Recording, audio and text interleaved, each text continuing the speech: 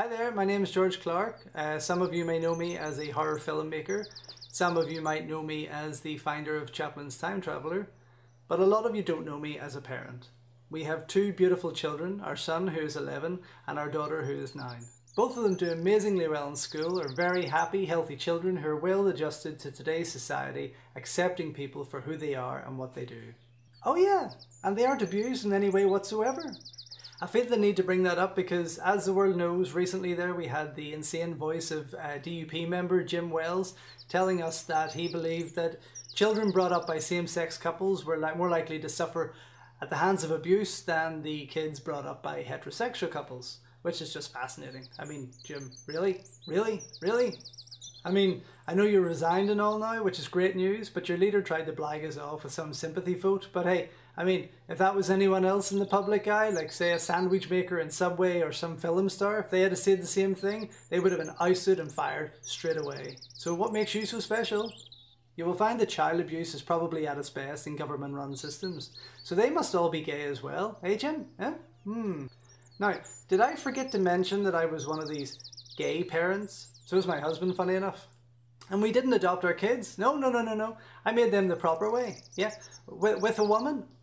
You see, myself and their mother were actually in a relationship once, for a number of years actually. And we thought we were in love and we thought things were great and we thought things would never change. But you know what? Shit happens. And it did.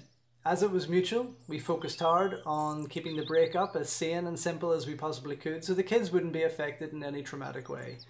We continued just to go through life as normal, and we taught the kids the right morals and ethics as we went along. And all without a hint of God or Christianity along the way. Because you don't need fairy tales to know what's right from wrong, do you? As time passed, she met somebody new, and so did I. He was the most beautiful man in the world. He still is, actually. And from the moment we met, we knew it was meant to be. 2 years later, on our anniversary, we were getting married, with our kids as best man and bridesmaid, and not a dry eye in the house. It was such an amazing day that even this so-called God, yeah, the same one that the DUP and the MLAs like to use when they tell us that being gay is wrong. When we left the ceremony and went outside, he had these two magnificent big rainbows right above us just to congratulate us on our lovely day. But because of the nonsensical religious beliefs that these so-called leaders and people in charge have padlocked around our wee country, we had to settle with a civil ceremony. Even that was heavily audited by Town Hall, just to make sure we didn't have any religious terms or conditions in it that would offend their God or church. Not that we wanted to anyway. You see, this has been the safeguard for the DUP and most political parties across Northern Ireland for the most of my life. Religion. It's incredible to think the very same reason that small man-made word religion is the same thing that caused the troubles for over 40 years here in our country, yet it's the same excuse that they use to deny gay parents and other ones like us the very human right of what we deserve to have. So the people that have been put in charge of our country like to abuse their power by scaremongering the people into thinking that the invisible man in the sky won't be happy with them if they pass the law on gay marriage. So what's he going to do about it? I mean, I'm an atheist, yes, but I went to Sunday school and the God that I was taught about never seemed to be the kind of guy that would have ever discriminated or pulled anyone aside for being different, you know. And I'm sure he wouldn't be happy with the amount of crap that goes on up in Stormont by these so-called Christian MLAs who like to use his name a lot just to get things they need and really want. So let's look at the bigger picture here. So you say the Bible says being gay is wrong and you say sodomy is wrong, right? But I know tons of gay people that don't like it themselves, and I know tons of straight people who love it. So does that throw the heterosexual couples under the same bus as the gay boys? The very same book that states that says that, you know, as sanctioned in Exodus 21:7, that I can sell my daughter to slavery. So I was just wondering if you had any guide price lines for, you know, what the going rates are or something. Exodus 35:2, I have a neighbour that insists on working on the Sabbath. Drives me crazy, but I do want to help you in promoting the good word of the Lord to the people of Northern Ireland. So I was just wondering, if I was to kill him myself, would I get away with it scot-free because it's there? And only last week, my husband and I went for a lovely spa break in Sligo. It was fantastic. I had this amazing seafood chowder. Oh wait, that's shellfish. Does that mean that I've had shellfish and I'm a gay man, that I'm a double abomination? Oh. And isn't it weird how being gay gets a dirty wee line in the Bible, but adultery gets its own commandment? You didn't think about that one, did you? Need I go on? Really? Because I could? My point is, dear MLAs and hardline Christians and those of you that have been duped into believing what you're told out of the fear of God maybe striking you down or whatever crap you believe in, you can't pick and choose certain things from the Bible, rules and regulations that suit you whenever it does, and to ignore the rest that are going to land you in it or highlight the sins that you've committed just to give you a better life. It just doesn't work that way. In fact, I'm nearly sure it doesn't work that way. Which brings me to my next point. It is 2015, isn't it? Isn't it? When I was in high school, 2015 consisted of flying cars, wormholes for express travel, a trouble-free and peaceful country, and perhaps, just perhaps, a group of leaders who actually gave a shit.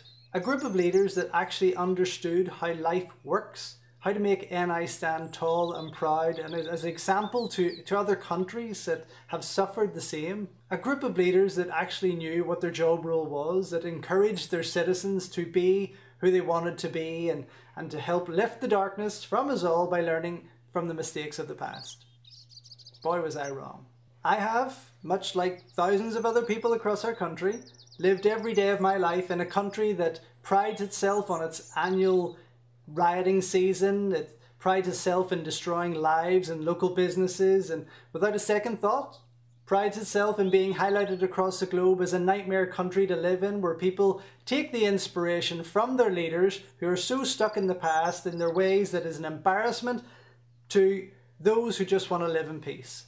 So much negativity and hurt saturates our wee country, yet one of the biggest problems that constantly haunt our assembly and make the news repeatedly is the call for gay rights.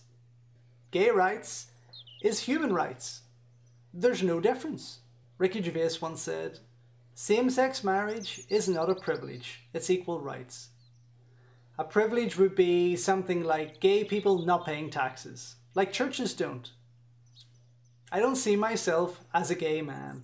I don't see myself as a gay parent. I see myself as a man and as a parent, and a damn good one at that. I just happen to be in love with another man. So sue me. But you know what? That's actually allowed for me to find out what true love really is. Something, my dear MLAs and political figures of the Northern Ireland Executive, I strongly feel you have never had the experience of. Because if you did, you would understand what true love really is, and we would not be in this position. But by all means, because you have this bizarre fantasy of how gay parenting and gay marriage really works and the abuse we hand out to our kids, I would like to invite you along for the day to spend a few hours here, maybe spend the day here and see, get out with us, have breakfast and have some lunch and, go out and do what we have to do through the day, a lot of gay things. I may be wrong, but as I read through the workings of the Northern Ireland Executive online, such as Wikipedia, etc., I don't see anywhere on here that suggests you have any right whatsoever to decide who I can and cannot love and marry. More to the point. In fact, even though it does go to state what your official functions are, I am having great difficulty in finding the part that states you have the right to make a decision based on your faith and beliefs in the running of the country. Like allowing gay couples to marry, etc. So where does that come into play? You, each and one of you MLAs and the political staff of Northern Ireland Executive, not to mention the other church leaders that like to bend your ear at the best of times. Each and every one of you do not have a pick, not one wee pick of evidence that that this book that you go on about, that found in some third world country, written years and years and years ago, was actually put there and voiced by an almighty being who didn't like gays. I mean, the thought of it, the actual thought of it is just ridiculous. You don't even need to talk anymore about that. When you need to hurt people just to prove your own faith and beliefs, then you really don't have any faith to begin with, do you? As an atheist, a man that carries no beliefs in false gods or supernatural beings, I, as well as many other people in the same situation, do not live by nor follow the proposed and forced upon Christian way of living that has been doused across Northern Ireland as a social blueprint for our upbringings of morals, of which I believe have failed thus far. So it is with this statement that I propose that your rulings and decisions to be unrelated to me, because your concerns should only affect those with faith and who have been wrapped up in the Christian agenda. So as an atheist, actually, you are forcing myself and my family rules and decisions that hinder our lives in many, many ways.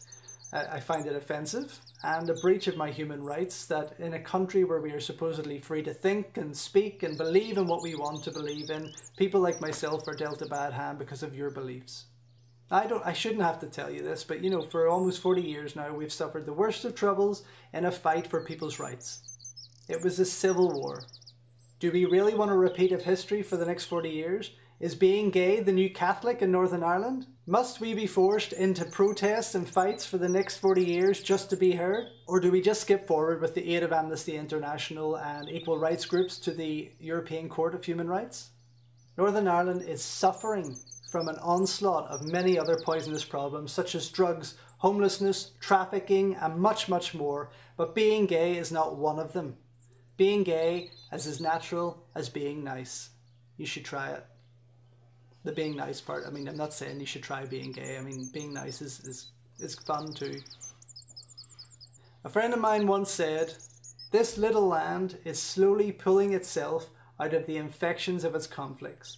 How any political party can claim to be taking us forward whilst imposing an ethical standpoint which despises the expression of the true love and commitment is itself in error and can have no future in a land renowned for civility and friendliness." MLAs of the Northern Ireland Executive, do us all a huge favour and lift that weight off your shoulders. Love is real. Give the world something to smile about.